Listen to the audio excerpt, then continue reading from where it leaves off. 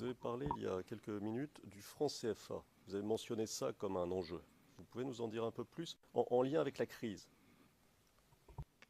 Mais oui, oui, parce qu'il y avait un projet, je crois bien, le président même, il y avait un projet de créer notre propre monnaie et de sortir de CFA. Et ça, je crois que c'est ça même qui était à la base de tous les problèmes. C'était difficile que la Côte d'Ivoire sorte du CFA. Est-ce que vous pouvez dire à cette chambre ce que c'est le franc CFA? C'est-à-dire ce qu'il a de particulier par rapport à une monnaie normale?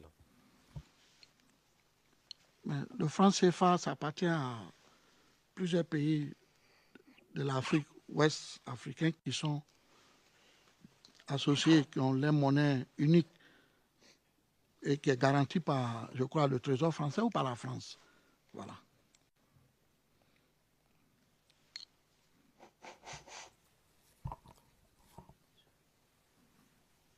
Bon, je reviens à la marche sur la RTI, si vous voulez bien. On a vu les appels des jeunes leaders du RHDP, dont vous aviez parlé. Et vous nous avez parlé aussi de l'appel du Premier ministre, je vous cite, du Premier ministre nommé par M. Ouattara. Alors, ce Premier ministre était qui?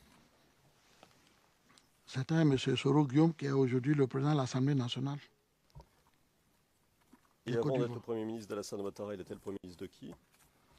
Il était le Premier ministre de M. Laurent Gbagbo sous le régime de Gbagbo.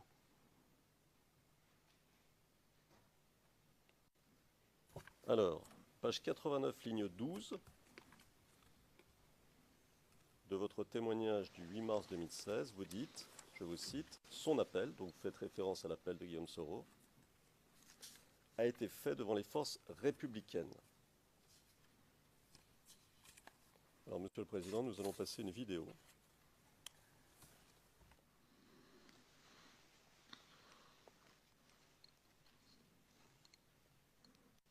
Le numéro est le suivant. CIV-DEC15-0001-05-70. C'est un time code. 2 minutes 41 à 3 minutes 30. 2 minutes 41 à 3 minutes 30. Et c'est un extrait du journal télévisé de la RTI du 17 décembre du 30 décembre 2010, diffusé le 30 décembre 2010. Voilà.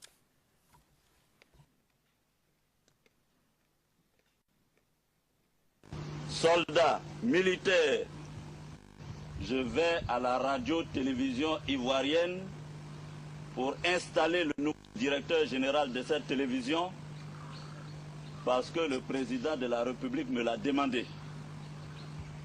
Vous devez vous tenir prêts. Donc, il faut que vous vous mobilisiez.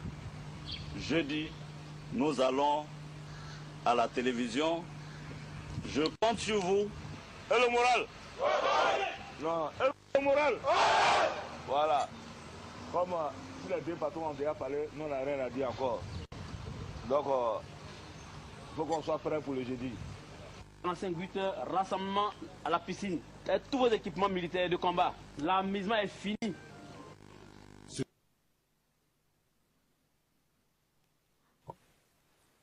Alors, vous avez vu la vidéo? Oui, maître. Parfait. La personne qui parlait au début, c'était qui? C'était le Premier ministre, M. Soro Guillaume. D'accord. À votre avis, où se trouvait-il quand il a fait ce discours? Là, ils sont à l'hôtel de golf. Alors, vous nous en avez un peu parlé ces derniers jours, mais qu'est-ce que c'est l'hôtel du Golfe?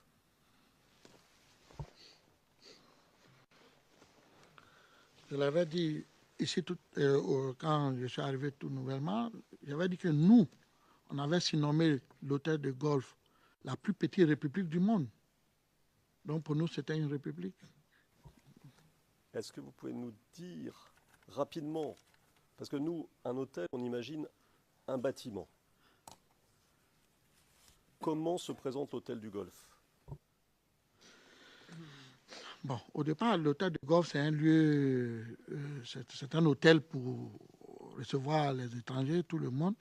Mais comme pendant la campagne, M. Alassane Ouattara avait pris l'hôtel de golf pour faire son quartier général, parce que c'est comme ça que je comprends le qui je vous comprenez, c'est le quartier général qui est devenu maintenant pour la campagne du président Alassane Ouattara.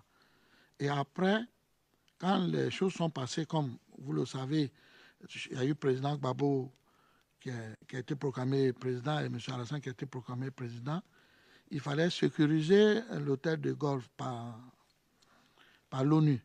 C'est comme ça l'ONU a déployé des chars à l'entrée comme à la sortie, à la voie principale, tout, pour sécuriser ce lieu. Et puisque à partir de là, le président Alassane a nommé un gouvernement, avait nommé un premier ministre et avait nommé des ministres.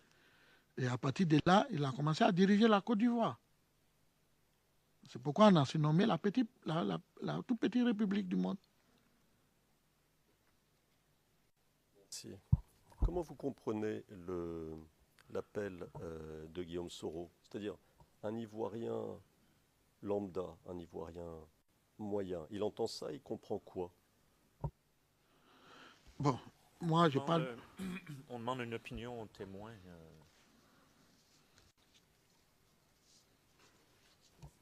Alors, Monsieur le Président. Sorry, Your Honor.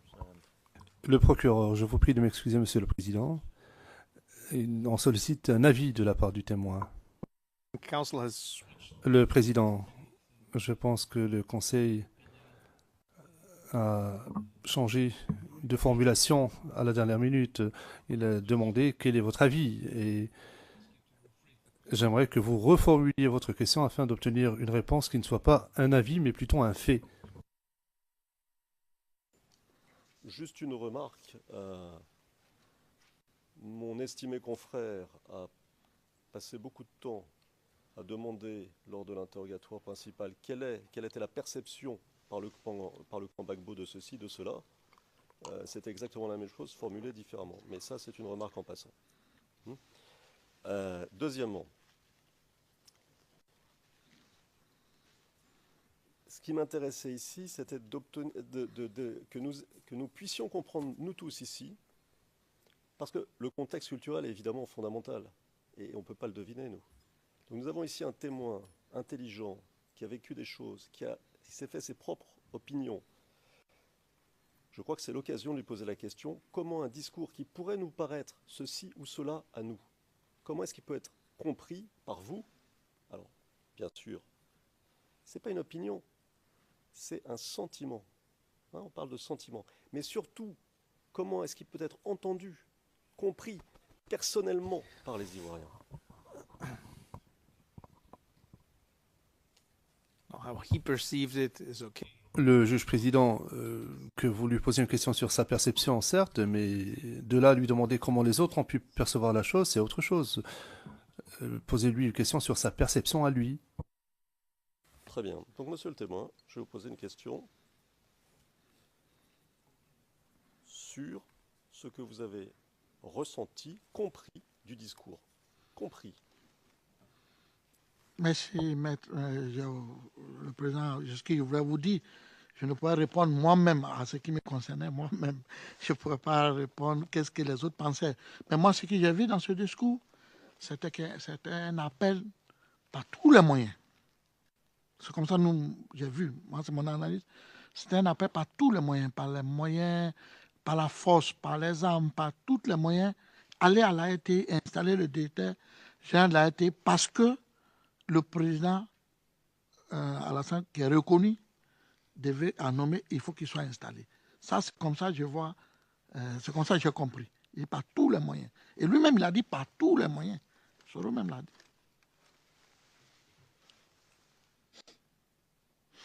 Alors ensuite, la personne en uniforme qui parle, vous l'avez reconnue?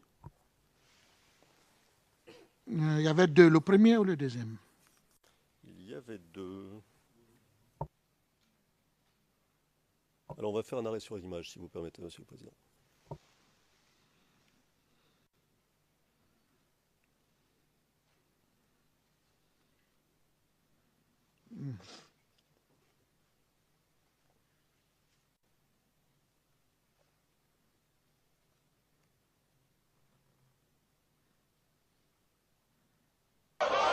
Non, le moral. Voilà. Comme si les deux patrons ont déjà parlé, nous n'avons rien à dire encore. Donc, il faut qu'on soit prêt pour le jeudi. 45 heures, rassemblement à la piscine. Et tous vos équipements militaires de combat. L'amusement est... Alors, celui qui parle de dos. Alors, il est de dos aujourd'hui, enfin, il est de dos maintenant, mais vous l'avez vu de face il y a quelques secondes. Alors, est-ce que vous pouvez vous souvenir de son visage? Et si oui, le reconnaissez-vous? Oui, je le connais. Qui est-ce? C'est le commandant Moro.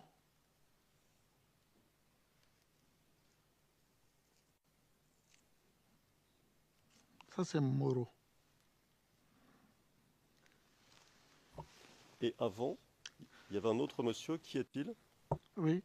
Lui, c'est le commandant Isaka Ouattara dit Ouattao. C'est lui que j'avais expliqué ici qui m'avait sauvé la vie. Et je pense qu'il a dû sauver la vie de beaucoup des Ivoiriens qui étaient proches de Gbagbo. Il a sauvé la vie de beaucoup d'Ivoiriens. Qu'est-ce que vous voulez dire? Je vais dire que pendant la crise, pendant qu'ils avaient arrêté le président Gbagbo, il y a des cadres qui étaient cachés et qui ont demandé qu'ils les sauvent, même au niveau de l'hôtel de golf, lorsque les jeunes gens lâchaient, frappaient le gouverneur de la BCAO. C'est lui qui est venu le prendre comme un bébé, qu'il a soulevé pour le faire monter en chambre. Alors qu'on comprenne bien, Oui, parce que c'est important bien sûr. oui.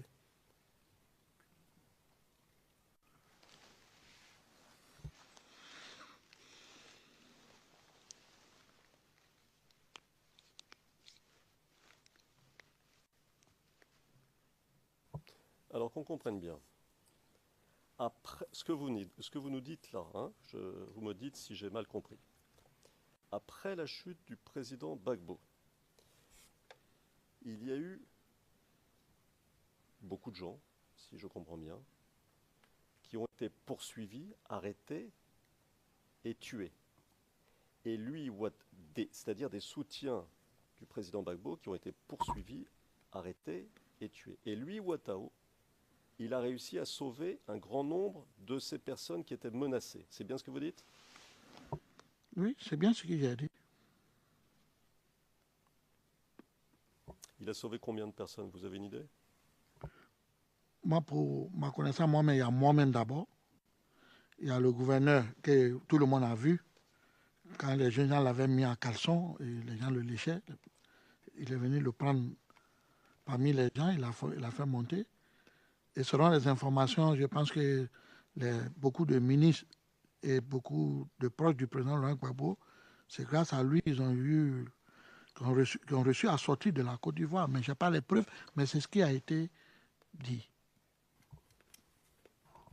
Et ça, je lui remercie aussi. Le gouverneur dont vous parlez, sans Ouattao, il allait mourir?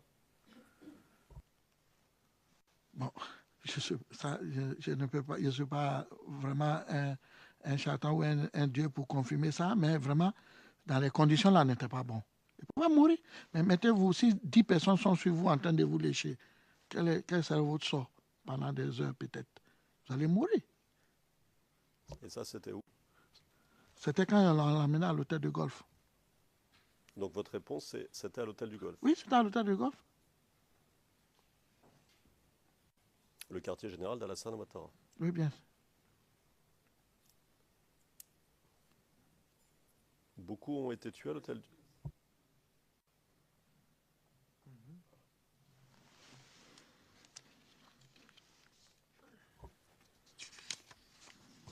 Beaucoup ont été tués à l'hôtel du Golfe.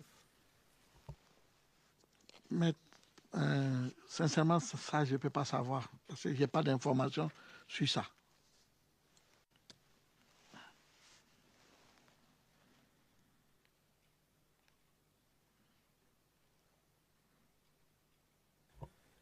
Alors, à propos de l'hôtel du Golfe,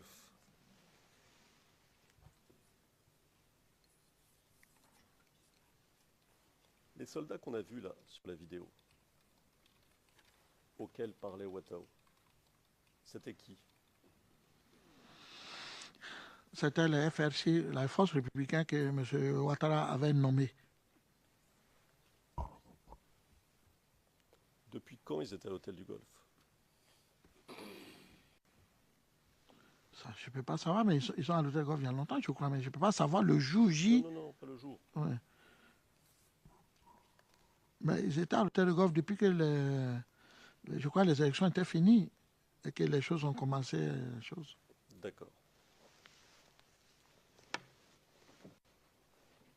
Vous nous avez dit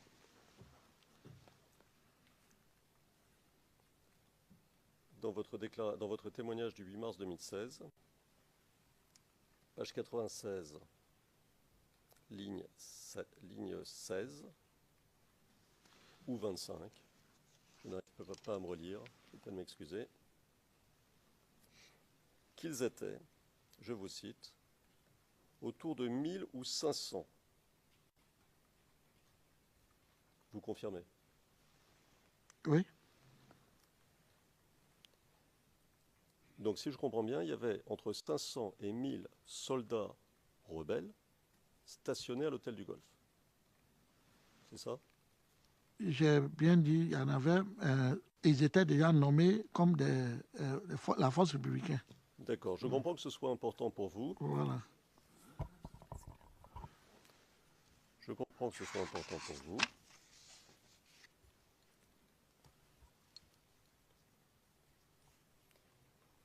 Donc, il y avait entre 500 et 1000 soldats des forces républicaines qu'à l'époque vous appeliez rebelles, c'est bien ça? Oui. D'accord. Étaient-ils bien armés?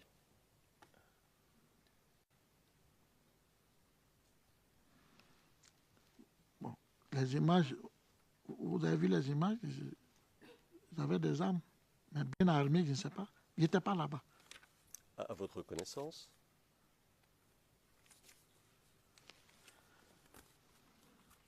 Disposaient-ils d'armes lourdes?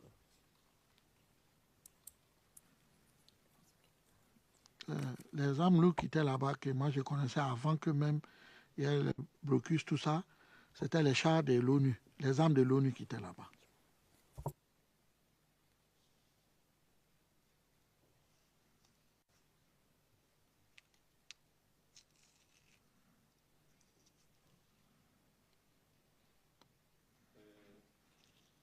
Monsieur le Président, nous allons passer une vidéo dont le numéro est CIV-D15-0002-0157, timecode 039 à 112.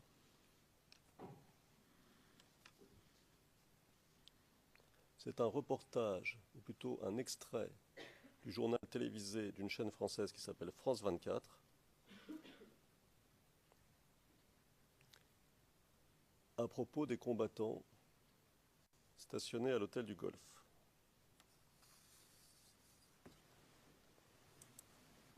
Non, la date du reportage. C'est 16 décembre 2010. C'était diffusé le 16 décembre.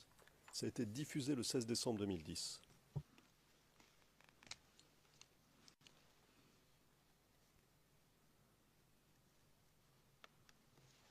La situation est très très confuse. On attend Ouattara et son gouvernement. Tous ces partisans sont là, hein, comme vous pouvez l'entendre autour de moi.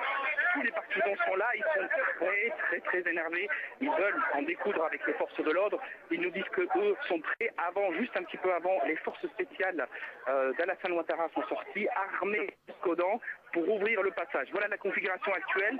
Alassane Ouattara et son gouvernement devraient sortir d'une minute à l'autre. Devant eux, l'armée, les partisans de Ouattara, l'armée ouvre la route et les partisans suivent derrière. Est-ce que pour l'instant, les forces de l'ordre parviennent à contenir?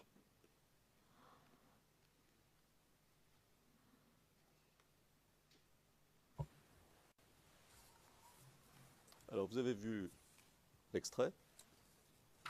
Oui. Oui. Et Et il est fait mention de force spéciale d'Alassane Ouattara. Je parle de moi, c'est bien force spéciale. Force spéciale d'Alassane Ouattara, armée jusqu'aux dents. Le journaliste français. Objection.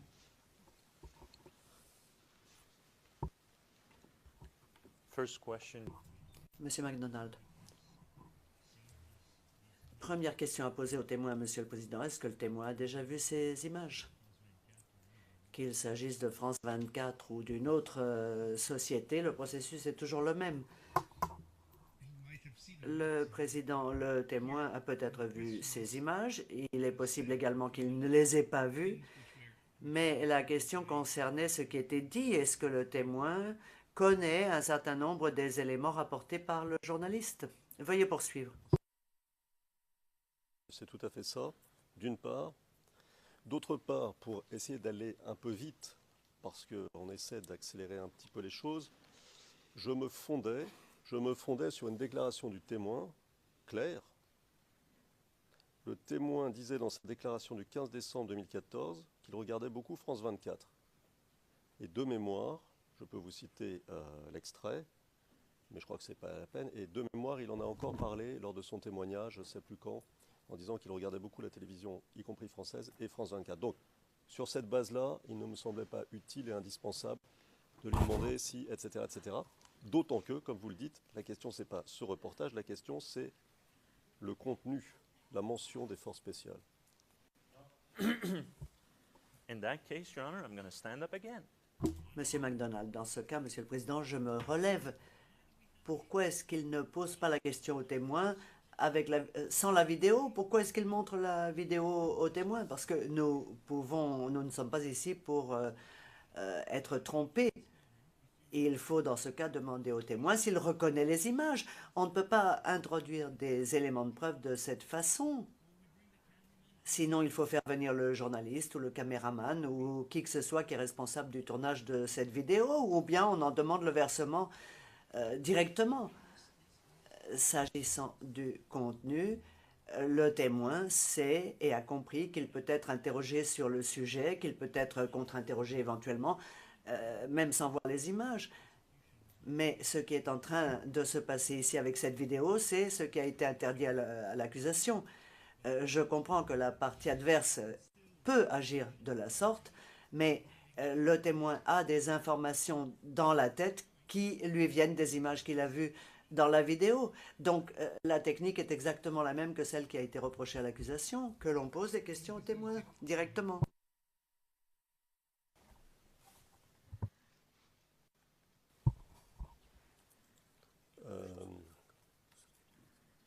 Il me semble qu'il est que montrer une vidéo. Oui, je vais dans ce sens-là et je vais pas y passer du temps, Monsieur le Président, mais il me semble que vous aviez accepté que l'accusation présente des vidéos aussi de cette manière, d'une part. D'autre part, nous sommes en contre-interrogatoire ici, donc il y a une différence de nature néanmoins entre les deux étapes, disons, de la procédure interrogatoire et contre-interrogatoire. Et j'en viens à ma question que j'ai oubliée. C'est quoi ?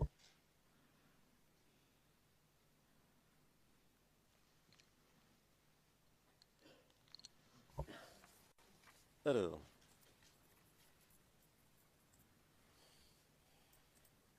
ah oui, alors, monsieur le témoin.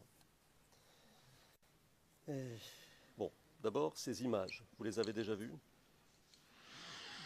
Merci, maître. Oui, les images là, je les ai déjà vues. D'accord. Sur France 24. D'accord, bah, très bien. Ça règle l'affaire. Bon, alors, le commentaire est le suivant. Le commentaire du journaliste. Hein. Je vous le rappelle. La situation est très confuse. On attend Ouattara et son gouvernement. Tous ses partisans sont là. Ils sont très énervés. Ils veulent en découdre avec les forces de l'ordre. Et maintenant, les forces spéciales d'Alassane Ouattara sont sorties, donc sorties de l'hôtel du Golfe, hein, on comprend ça dans le reportage, armées jusqu'aux dents, pour ouvrir le passage. Voilà la situation actuelle. Et le journaliste ajoute un peu plus tard, et les partisans suivent derrière. Et l'on voit des images d'hommes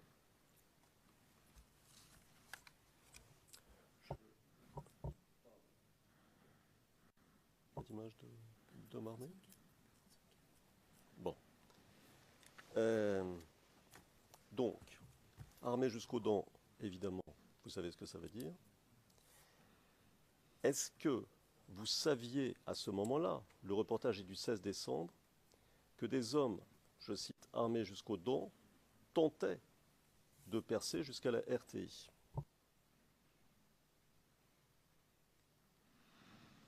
Oui, c'est ce qu'on a dit ici. On a déjà dit dans la salle. J'ai expliqué que la stratégie, c'est que les gens viennent de l'hôtel de Golfe et que les forces républicaines qui étaient basées là-bas, que la jeunesse a appelé force spéciale peut-être, d'ouvrir le chemin, c'est-à-dire se mettre devant les marcheurs, puisqu'il y avait le blocus, il y avait les FDS, il y avait les blocus qui empêchaient les marcheurs pour venir à la RTI. Donc il fallait ouvrir. Bon, ça c'est des thèmes militaires. Il faut ouvrir le chemin. Ouvrir le chemin comment? Puisque vous allez vous affronter avec d'autres militaires en face de vous. Donc il va y avoir un affrontement militaire. Et que peut-être celui qui va prendre le dessus, que le chemin est ouvert, les marcheurs pourront marcher pour aller. Et je crois que c'est ce qui n'a pas eu lieu. Ils n'ont pas pu. Ils n'ont pas pu. Merci. Alors, tous ces soldats dont vous parlez, entre 500 et 1000 soldats que vous nommiez rebelles à l'époque, FRCI aujourd'hui. On a vu l'un de leurs chefs, vous nous avez dit Ouattao. Y avait-il d'autres chefs à l'hôtel du Golfe ou, je peux poser la question autrement, à qui obéissaient-ils tous ces soldats? Mais, maître, les choses sont, c'est vrai, c'est technique, c'est juridique, tout ça. Mais les choses, dans l'esprit des gens, c'est simple. M. Ouattara a été reconnu comme le président. Et ces militaires que vous avez vus comme M. Isaka Ouattara, dit Ouattao, Mori, les responsables, les capitaines, les sous-officiers, tout cela obéissait à M. Ouattara.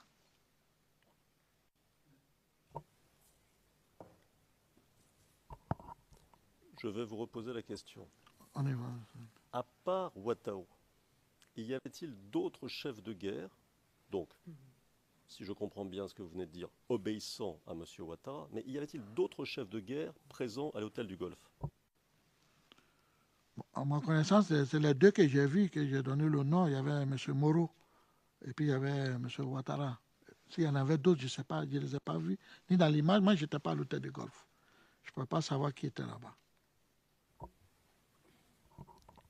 Et pour les besoins de la retranscription, quand vous dites qu'il y avait M. Ouattara, c'est Ouattao. Hein? Oui, M. Ouattara Isaka dit Ouattao. Dit Ouattao.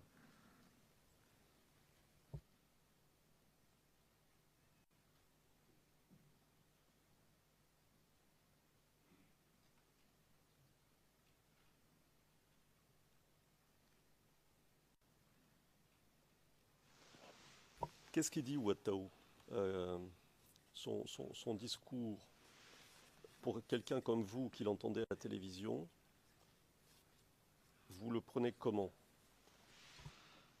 Ce que moi j'ai compris et j'ai analysé, il a dit les deux chefs ont parlé. Les deux chefs ont parlé, c'est-à-dire le président de la République, M. Ouattara, et le Premier ministre Roguium ont parlé. C'est les deux chefs qui parlent. Les deux chefs ont parlé et qu'il n'y a plus rien à dire et qu'il n'y a plus d'amusement. C'est ce qu'ils ont dit. Il me semble qu'il a dit autre chose, non? Bon, peut-être je n'ai pas bien compris.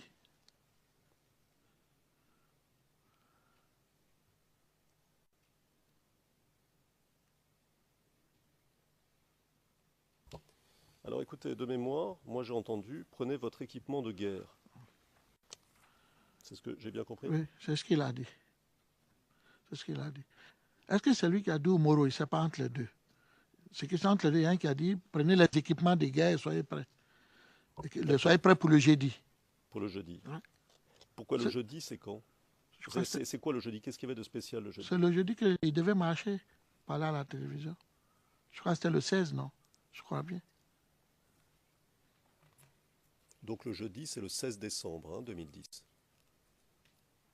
Le jour de la marche sur la RTI, c'est ça? Oui, maître.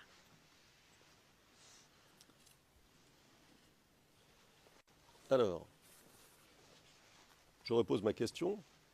Quand vous entendez un chef de guerre dire « prenez votre équipement de guerre » et que vous savez qu'il y a 500 ou 1000 soldats, ça vous fait quoi? Mais dans le cadre militaire, dans le terme militaire, quand un haut gradé de l'armée demande aux militaires de se mettre prêts et de préparer les équipements, c'est d'aller en guerre. C'est d'aller en guerre, il n'y a rien d'autre. C'est ce qu'il s'avait dit. Je crois, dans le plan militaire. Je ne sais pas. Moi, je ne suis pas militaire, mais je pense que c'est ce qu'ils avaient dit. Si je comprends bien, c'est ce qu'ils avaient dit. Des militaires qui demandent, un patron des militaires qui demande à ses officiers, ses militaires de se préparer demain et de préparer tous les équipements de guerre pour aller au front. C'est pour aller faire quoi? C'est pour aller faire la guerre. C'est pour aller faire la guerre. C'est ce qu'ils avaient dit, je crois. Mmh. Ouais. Donc c'est votre témoignage. Ça, c'est mon avis. Ça, oui, c'est ce qu'ils avaient dit. Faire la guerre.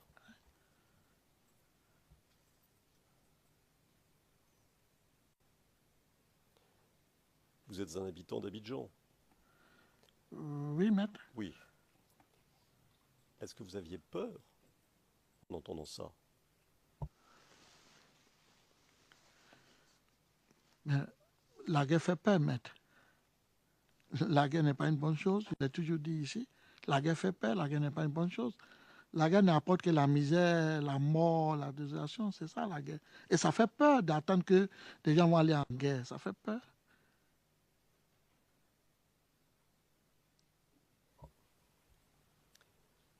Vous nous l'avez dit, ces images ont été tournées un peu avant la marche, peut-être un jour, peut-être 2 jours avant la marche, puisqu'on dit jeudi, n'est-ce pas? Jeudi prochain, il y aura la marche, c'est ce que vous nous avez expliqué. Vous les avez vues quand, ces images-là, vous?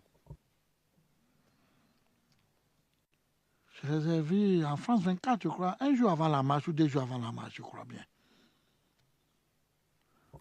Mais si vous me permettez, oui, ça, vous savez, la crise, on était arrivé à un moment où les journalistes internationaux, nationaux, tout le monde était trop impliqué dans cette crise. Donc même quand tu dis je m'avais fait pipi, on filmait, rien échappait. Tout le temps, c'était sur la Côte d'Ivoire, on montrait tout.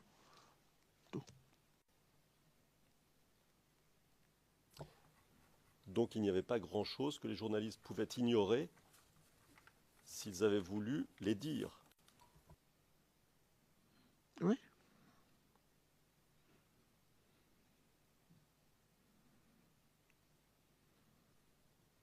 Vous nous avez dit, toujours le 8 mars, dans votre témoignage, à la question qui vous était posée, et je cite la question, est-ce que vous savez si le blocus est intervenu avant ou après la marche sur la RTI? C'était la question.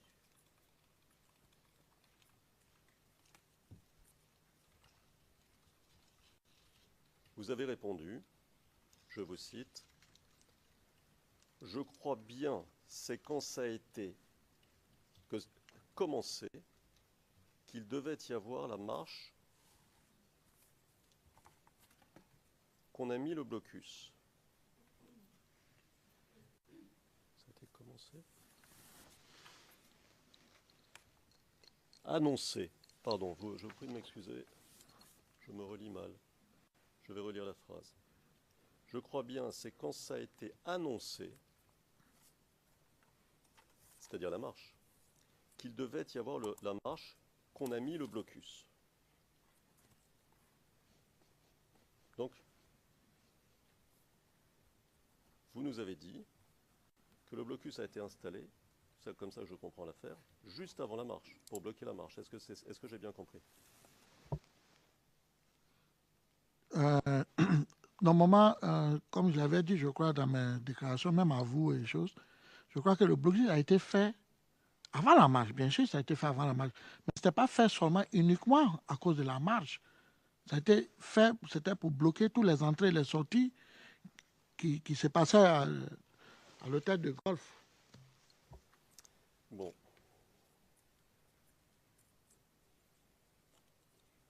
C'est pas ce que vous avez dit, hein? J'ai dit quoi? Je répète votre réponse. Je crois bien, c'est quand ça a été annoncé qu'il devait y avoir la marche, qu'on a mis le blocus. Et qu'est-ce qu'il vous dit le procureur à ce moment-là? Donc il y a quelques jours. Il vous félicite. Il vous dit que vous avez une bonne mémoire. C'est ça qu'il dit. Vous vous souvenez? Oui. Mais c'est la même chose qu'il vient de dire.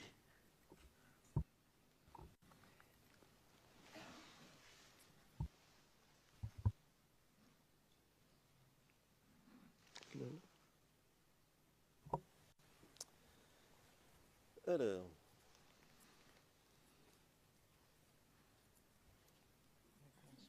toujours le 8 mars, page 94, ligne 13 de votre témoignage, vous nous avez dit, je vous cite, « Les leaders du RHDP, je vais un peu plus loin,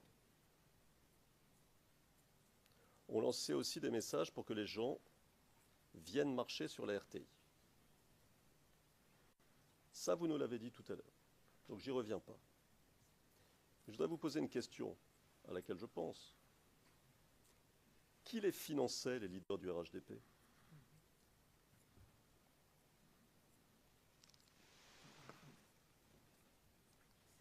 Maître, je ne sais pas du RHDP, je ne sais pas où vient les financements. Je ne sais pas. Je ne sais pas où viennent. Je n'ai jamais parlé de ça, je crois, s'il y a un bon mémoire.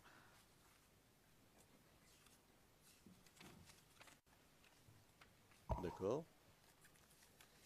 Alors, à propos de la marche, on est toujours sur la marche du 16 décembre. Vous nous disiez, page 94, c'est-à-dire toujours le même 8 mars, il y a quelques jours, ligne 16, des gens venaient de partout, donc répondant à l'appel des leaders du RHDP, si je comprends bien, je vous cite à nouveau, et d'autres venaient aussi qui étaient à l'hôtel du Golfe. Alors, je vous pose une question, j'essaie de comprendre. Donc, convergeaient vers la RTI des masses de gens venant de différents endroits. Vous dites de partout, j'ai bien compris. Oui, maître. D'où exactement?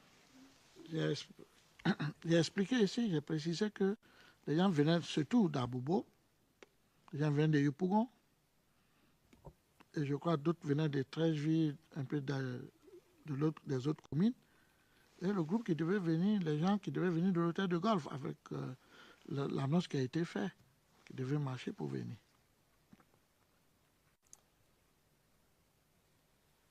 Est-ce qu'à votre connaissance, l'un de ces groupes devait passer à proximité de la résidence présidentielle?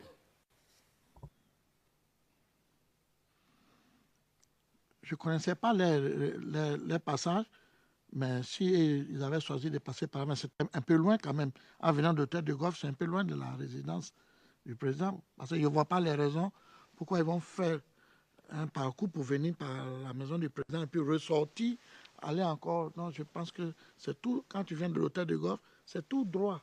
Tu viens à la RTI, je crois. Monsieur le Président, il est presque 1 heure.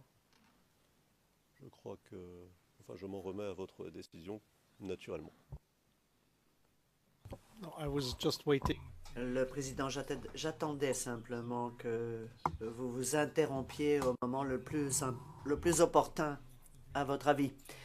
Donc, nous allons maintenant faire la pause. Nous reprendrons nos débats à 14h30 pour la troisième partie de la journée.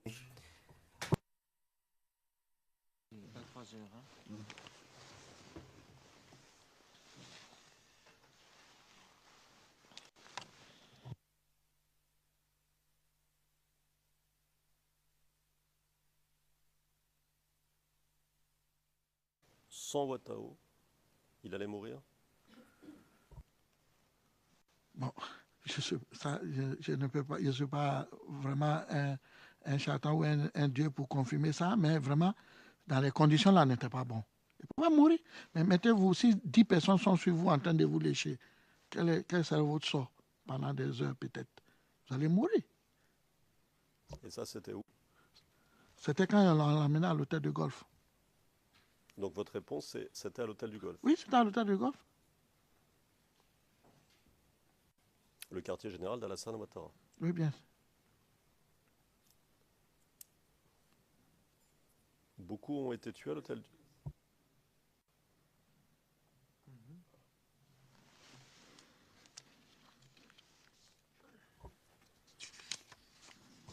Beaucoup ont été tués à l'hôtel du Golfe?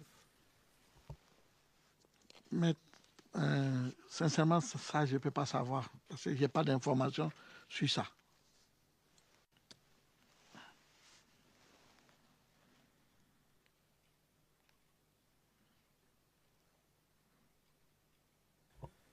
Alors, à propos de l'hôtel du Golfe,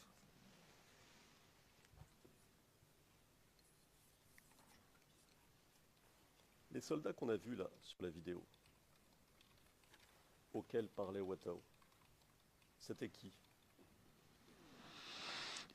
C'était le FRC, la force républicaine que M. Ouattara avait nommée. Depuis quand ils étaient à l'hôtel du Golfe? Ça, je ne peux pas savoir, mais ils sont à l'hôtel de golf il y a longtemps, je crois, mais je ne peux pas savoir le jour J. Non, non, non, pas le jour. Ouais. Mais ils étaient à l'hôtel de golf depuis que je crois les élections étaient finies et que les choses ont commencé. D'accord. Vous nous avez dit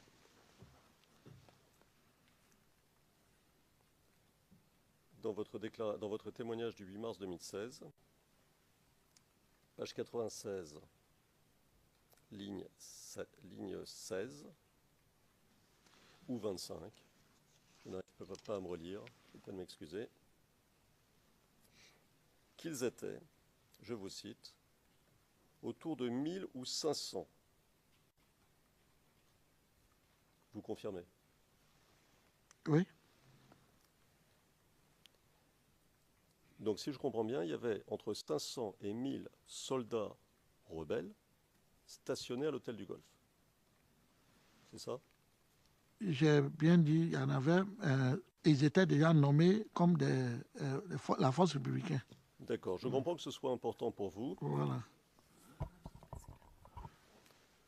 Je comprends que ce soit important pour vous.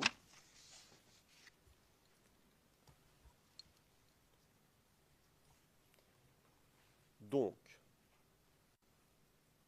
il y avait entre 500 et 1000 soldats des forces républicaines qu'à l'époque vous appeliez rebelles, c'est bien ça? Oui. D'accord. Étaient-ils bien armés?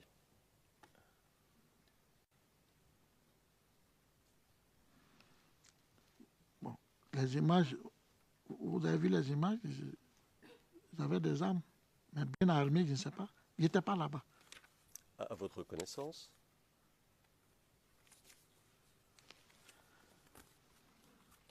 Disposaient-ils d'armes lourdes?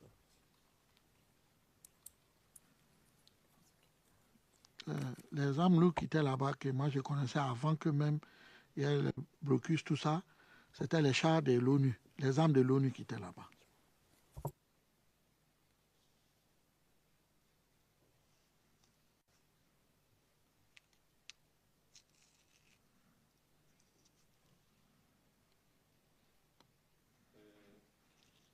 Monsieur le Président, nous allons passer une vidéo. dont le numéro est CIV-D15-0002-0157, timecode 039 à 1:12.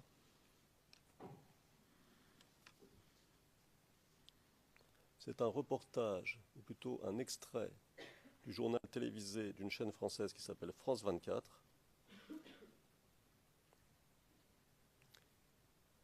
à propos des combattants stationnés à l'hôtel du Golfe.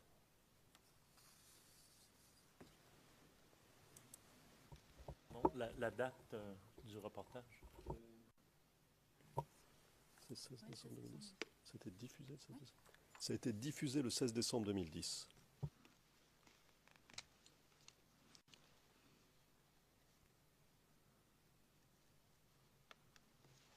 La situation est très confuse. On attend Ouattara et son gouvernement. Tous ces partisans sont là, comme vous pouvez l'entendre autour de moi.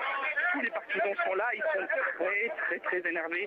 Ils veulent en découdre avec les forces de l'ordre. Ils nous disent qu'eux sont prêts juste un petit peu avant, les forces spéciales d'Alassane Ouattara sont sorties, armées jusqu'aux dents, pour ouvrir le passage. Voilà la configuration actuelle. Alassane Ouattara et son gouvernement devraient sortir d'une minute à l'autre. Devant eux, l'armée, les partisans de Ouattara, l'armée ouvre la route et les partisans suivent derrière. Est-ce que pour l'instant, les forces de l'ordre parviennent à contenir?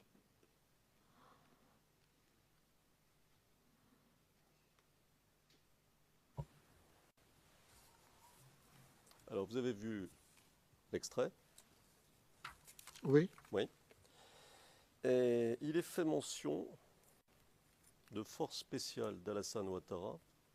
Je parle de moi, c'est bien force spéciale. Force spéciale d'Alassane Ouattara, armée jusqu'aux dents. Le journaliste français. Objection. Aujourd'hui. On a vu l'un de leurs chefs, vous nous avez dit Ouattao. Y avait-il d'autres chefs à l'hôtel du Golfe où, je peux poser la question autrement, à qui obéissaient-ils tous ces soldats? Mais, maître, les choses sont, c'est vrai, c'est technique, c'est juridique, tout ça. Mais les choses, dans l'esprit des gens, c'est simple. M. Ouattara a été reconnu comme le président. Et ces militaires que vous avez vus comme M. Isaka Ouattara a dit Ouattao, Mori, les responsables, les capitaines, les sous-officiers, tout cela obéissait à M. Ouattara.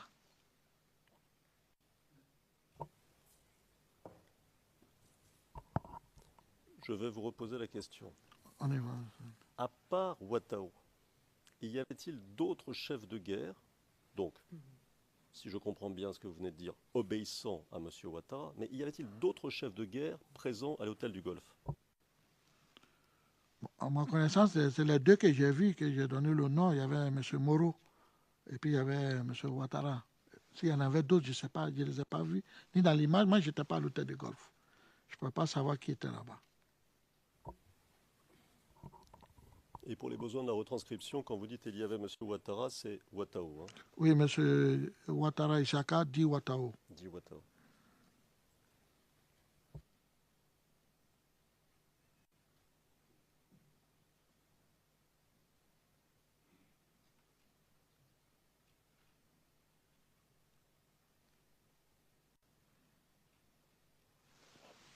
Qu'est-ce qu'il dit Ouattao?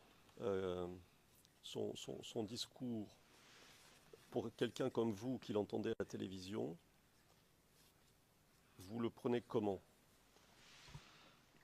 Ce que moi j'ai compris et j'ai analysé, il a dit les deux chefs ont parlé.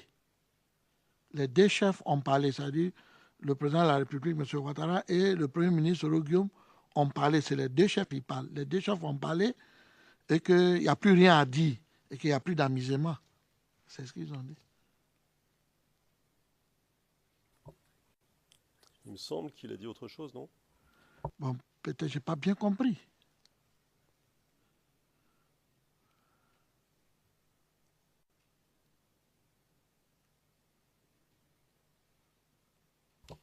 Alors écoutez, de mémoire, moi j'ai entendu, prenez votre équipement de guerre.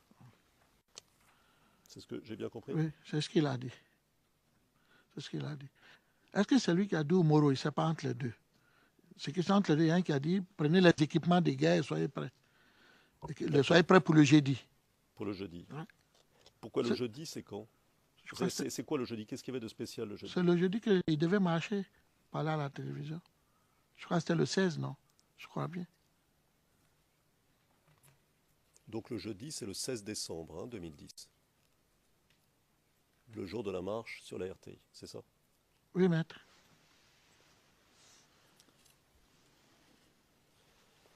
Alors, je repose ma question. Quand vous entendez un chef de guerre dire « prenez votre équipement de guerre » et que vous savez qu'il y a 500 ou 1000 soldats, ça vous fait quoi? Mais dans le cadre militaire, dans le terme militaire, quand un haut gradé de l'armée demande aux militaires de se mettre prêts et de préparer les équipements, c'est d'aller en guerre. C'est d'aller en guerre, il n'y a rien d'autre. C'est ce qu'il savait dire. Je crois, dans le plan militaire. Je ne sais pas. Moi, je ne suis pas militaire, mais je pense que c'est ce qu'ils avaient dit. Si je comprends bien, c'est ce qu'ils avaient dit. Des militaires qui demandent, un patron des militaires qui demande à ses officiers, ces militaires de se préparer demain et de préparer tous les équipements de guerre pour aller au front. C'est pour aller faire quoi? C'est pour aller faire la guerre. C'est pour aller faire la guerre. C'est ce qu'ils avaient dit, je crois. Mmh. Donc c'est votre témoignage. Ça, c'est mon avis. Ça, oui, c'est ce qu'ils avaient dit. Faire la guerre.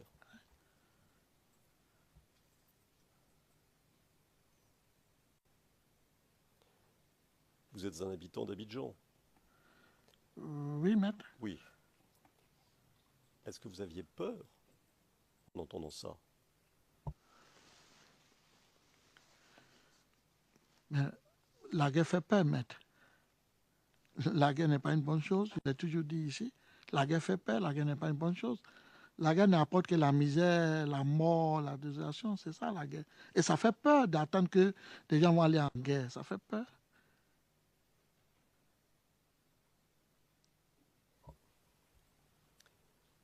Vous nous l'avez dit, ces images ont été tournées un peu avant la marche, peut-être un jour, peut-être 2 jours avant la marche, puisqu'on dit jeudi, n'est-ce pas? Jeudi prochain, il y aura la marche, c'est ce que vous nous avez expliqué.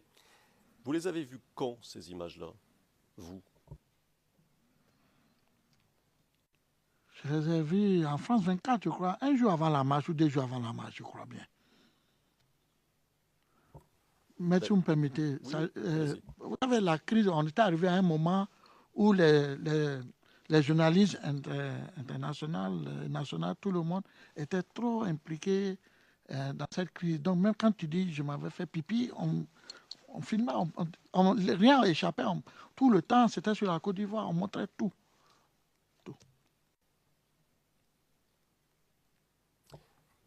Donc il n'y avait pas grand-chose que les journalistes pouvaient ignorer s'ils avaient voulu les dire. Oui.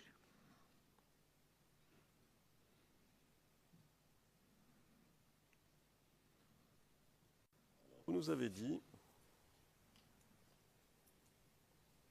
toujours le 8 mars, dans votre témoignage, à la question qui vous était posée, je cite un avis de la part du témoin. Le président, je pense que le Conseil a changé de formulation à la dernière minute. Il a demandé quel est votre avis et j'aimerais que vous reformuliez votre question afin d'obtenir une réponse qui ne soit pas un avis mais plutôt un fait. Juste une remarque. Mon estimé confrère a passé beaucoup de temps à demander lors de l'interrogatoire principal quelle était la perception par le camp Gbagbo de ceci, de cela. C'est exactement la même chose, formulée différemment. Mais ça, c'est une remarque en passant. Deuxièmement, ce qui m'intéressait ici, c'était que nous puissions comprendre, nous tous ici, Parce que le contexte culturel est évidemment fondamental, et on ne peut pas le deviner, nous. Donc nous avons ici un témoin intelligent, qui a vécu des choses, qui s'est fait ses propres opinions. Je crois que c'est l'occasion de lui poser la question, comment un discours qui pourrait nous paraître ceci ou cela à nous, comment est-ce qu'il peut être compris par vous? Alors, bien sûr, ce n'est pas une opinion, c'est un sentiment. Hein, on parle de sentiment. Mais surtout, comment est-ce qu'il peut être entendu, compris personnellement par les Ivoiriens? How he perceives it is okay. Le juge président, que vous lui posiez une question sur sa perception, certes, mais de là à lui demander comment les autres ont pu percevoir la chose, c'est autre chose. Posez-lui une question sur sa perception à lui. Très bien. Donc, monsieur le témoin, je vais vous poser une question sur ce que vous avez ressenti, compris du discours. Compris. Merci, maître. Le président, ce que je voulais vous dire, je ne pourrais répondre moi-même à ce qui me concernait, moi-même. Je ne pourrais pas répondre qu'est-ce que les autres pensaient. Mais moi, ce que j'ai vu dans ce discours, c'était un appel par tous les moyens. C'est comme ça que j'ai vu, moi c'est mon analyse. C'était un appel par tous les moyens, par la force, par les armes, par tous les moyens, aller à l'AET, installer le directeur général de l'AET parce que le président Alassane, qui est reconnu, devait en nommer, il faut qu'il soit installé. Ça, c'est comme ça que je vois, c'est comme ça que j'ai compris. Il dit par tous les moyens. Et lui-même, il a dit par tous les moyens. Soro même l'a dit.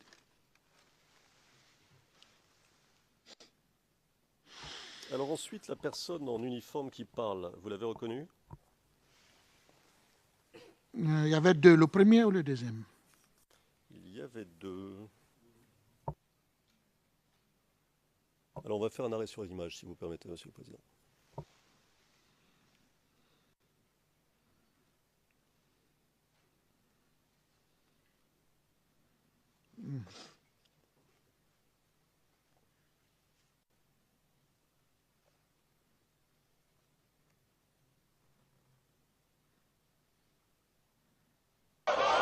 Non, le moral.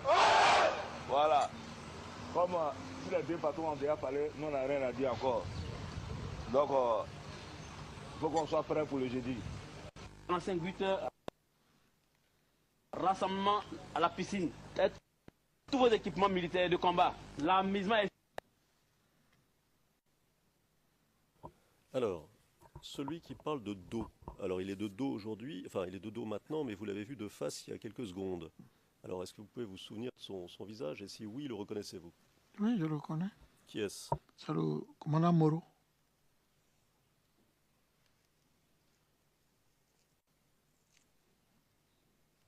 Ça, c'est Moro.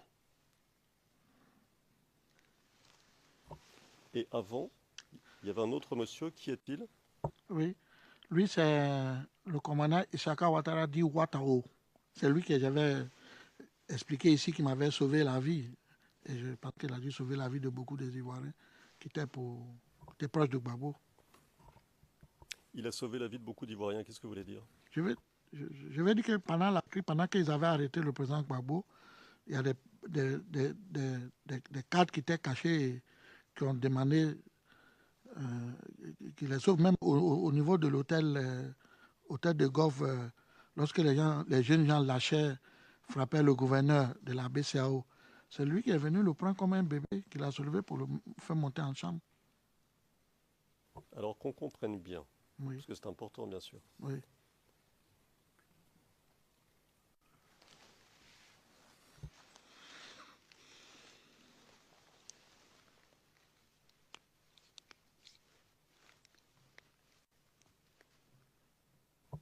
Alors qu'on comprenne bien. Après, ce que vous nous dites là, hein, vous me dites si j'ai mal compris. Après la chute du président Gbagbo, il y a eu beaucoup de gens, si je comprends bien, qui ont été poursuivis, arrêtés et tués. Et lui, c'est-à-dire des soutiens du président Gbagbo qui ont été poursuivis, arrêtés et tués. Et lui, Ouattao, il a réussi à sauver un grand nombre de ces personnes qui étaient menacées. C'est bien ce que vous dites? Oui, c'est bien ce qu'il a dit. Il a sauvé combien de personnes? Vous avez une idée? Moi, pour ma connaissance, moi-même, il y a moi-même d'abord. Il y a le gouverneur que tout le monde a vu. Quand les jeunes gens l'avaient mis en caleçon et les gens le léchaient, il est venu le prendre parmi les gens, il a fait monter. Et selon les informations, je pense que beaucoup de ministres et beaucoup de proches du président Laurent Gbagbo, c'est grâce à lui qu'ils ont reçu à sortir de la Côte d'Ivoire. Mais je n'ai pas les preuves, mais c'est ce qui a été dit. Et ça, je lui remercie aussi. Le gouverneur dont vous parlez.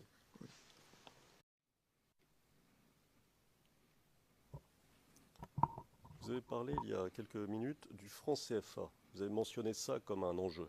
Vous pouvez nous en dire un peu plus en lien avec la crise?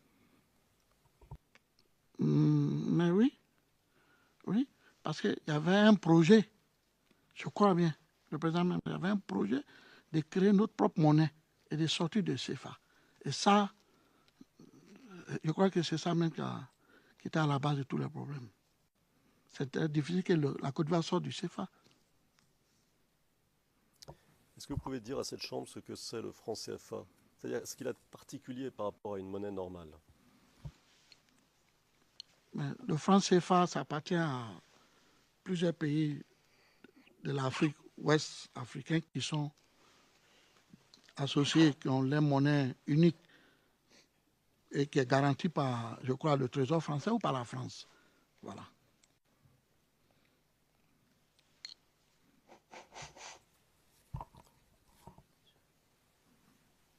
Bon, je reviens à la marche sur la RTI, si vous voulez bien. On a vu les appels des jeunes leaders du RHDP, dont vous aviez parlé. Et vous nous avez parlé aussi de l'appel du Premier ministre, je vous cite, du Premier ministre nommé par M. Ouattara. Alors, ce Premier ministre était qui? C'était M. Soro Guillaume, qui est aujourd'hui le président de l'Assemblée nationale. Et avant d'être le Premier ministre d'Alassane Ouattara, il était le Premier ministre de qui? Il était le Premier ministre de M. Laurent Gbagbo sous le régime de Gbagbo.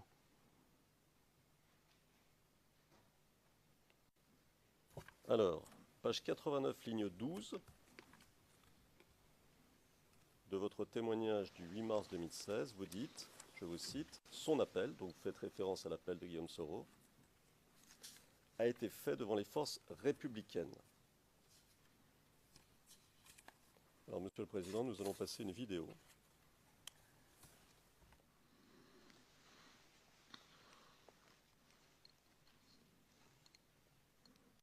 Le numéro est le suivant.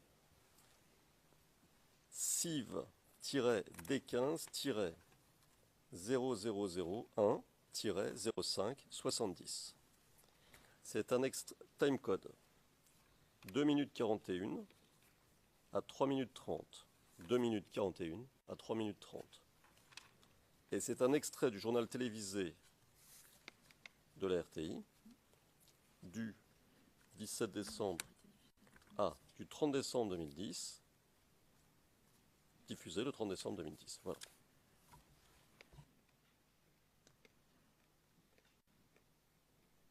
Soldats, militaires, je vais à la radio-télévision ivoirienne pour installer le nouveau directeur général de cette télévision parce que le président de la République me l'a demandé.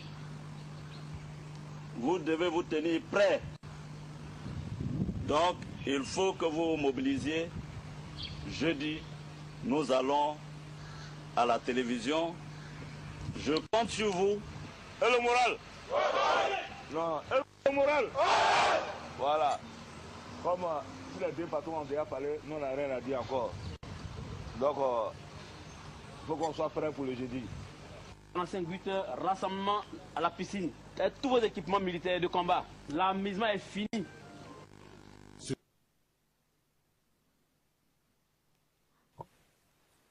Alors, vous avez vu la vidéo? Oui, maître. Parfait. La personne qui parlait au début, c'était qui? C'était le Premier ministre, M. Soro Guillaume. D'accord. À votre avis, où se trouvait-il quand il a fait ce discours? Là, ils sont à l'hôtel de golf. Alors, vous nous en avez un peu parlé ces derniers jours, mais qu'est-ce que c'est l'hôtel du Golfe?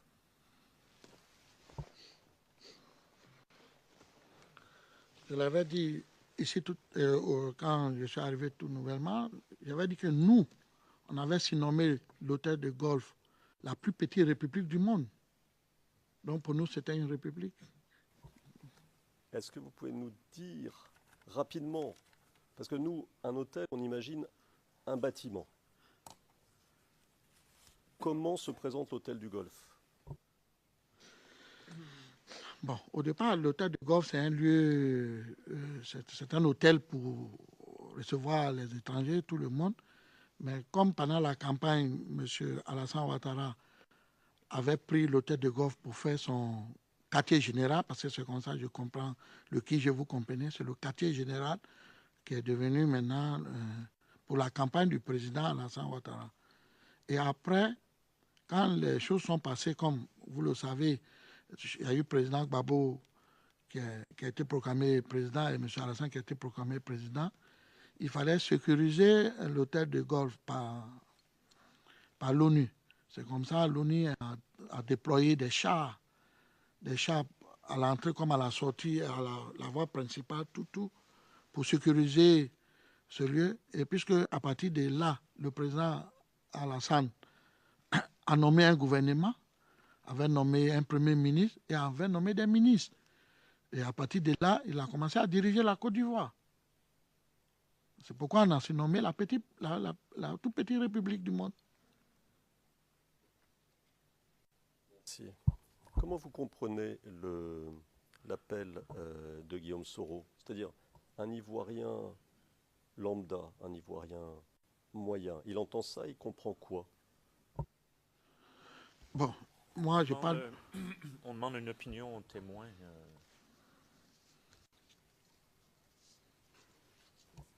Alors, Monsieur le Président. Sorry, Your Honor.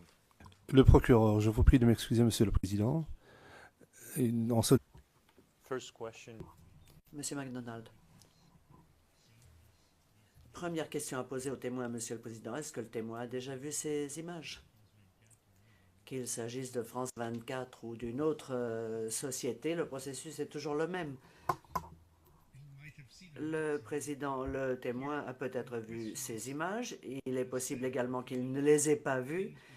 Mais la question concernait ce qui était dit. Est-ce que le témoin connaît un certain nombre des éléments rapportés par le journaliste? Veuillez poursuivre. C'est tout à fait ça, d'une part. D'autre part, pour essayer d'aller un peu vite, parce qu'on essaie d'accélérer un petit peu les choses, je me fondais sur une déclaration du témoin, claire. Le témoin disait dans sa déclaration du 15 décembre 2014 qu'il regardait beaucoup France 24. Et de mémoire, je peux vous citer l'extrait, mais je crois que ce n'est pas la peine, et de mémoire, il en a encore parlé lors de son témoignage, je ne sais plus quand, en disant qu'il regardait beaucoup la télévision, y compris française, et France 24. Donc, sur cette base-là, il ne me semblait pas utile et indispensable de lui demander si, etc., etc. D'autant que, comme vous le dites, la question, ce n'est pas ce reportage, la question, c'est le contenu, la mention des forces spéciales. In that case, Your Honor, I'm going to stand up again. Monsieur MacDonald, dans ce cas, Monsieur le Président, je me relève. Pourquoi est-ce qu'il ne pose pas la question au témoin sans la vidéo? Pourquoi est-ce qu'il montre la vidéo au témoin? Parce que nous ne sommes pas ici pour être trompés. Il faut dans ce cas demander au témoin s'il reconnaît les images. On ne peut pas introduire des éléments de preuve de cette façon. Sinon, il faut faire venir le journaliste ou le caméraman ou qui que ce soit qui est responsable du tournage de cette vidéo, ou bien on en demande le versement directement. S'agissant du contenu, le témoin sait et a compris qu'il peut être interrogé sur le sujet, qu'il peut être contre-interrogé éventuellement, même sans voir les images. Mais ce qui est en train de se passer ici avec cette vidéo, c'est ce qui a été interdit à l'accusation. Je comprends que la partie adverse peut agir de la sorte, mais le témoin a des informations dans la tête qui lui viennent des images qu'il a vues dans la vidéo. Donc la technique est exactement la même que celle qui a été reprochée à l'accusation, que l'on pose des questions au témoin directement.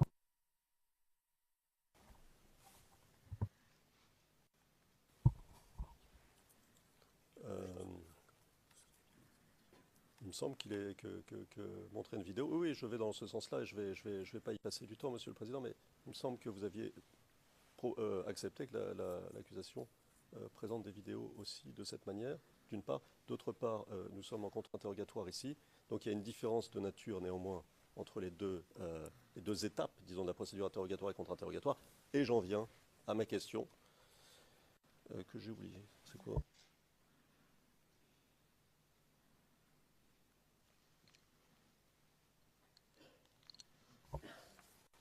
Alors,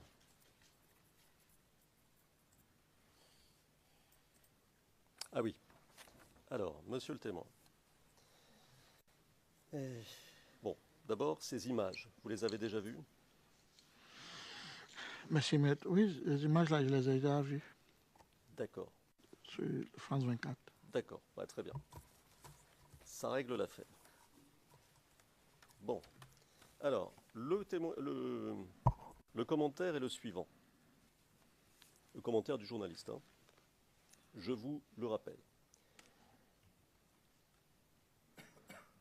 La situation est très confuse. On attend Ouattara et son gouvernement. Tous ses partisans sont là. Ils sont très énervés. Ils veulent en découdre avec les forces de l'ordre. Et maintenant, les forces spéciales d'Alassane Ouattara sont sorties, donc sorties de l'hôtel du Golfe, hein, on comprend ça dans le reportage, armées jusqu'aux dents pour ouvrir le passage. Voilà la situation actuelle. Et le journaliste ajoute un peu plus tard, et les partisans suivent derrière. Et l'on voit des images d'hommes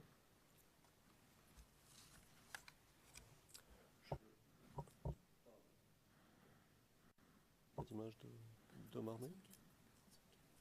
Bon. Donc, armés jusqu'aux dents, évidemment, vous savez ce que ça veut dire. Est-ce que vous saviez à ce moment-là, le reportage est du 16 décembre, que des hommes, je cite, armés jusqu'aux dents, tentaient de percer jusqu'à la RTI?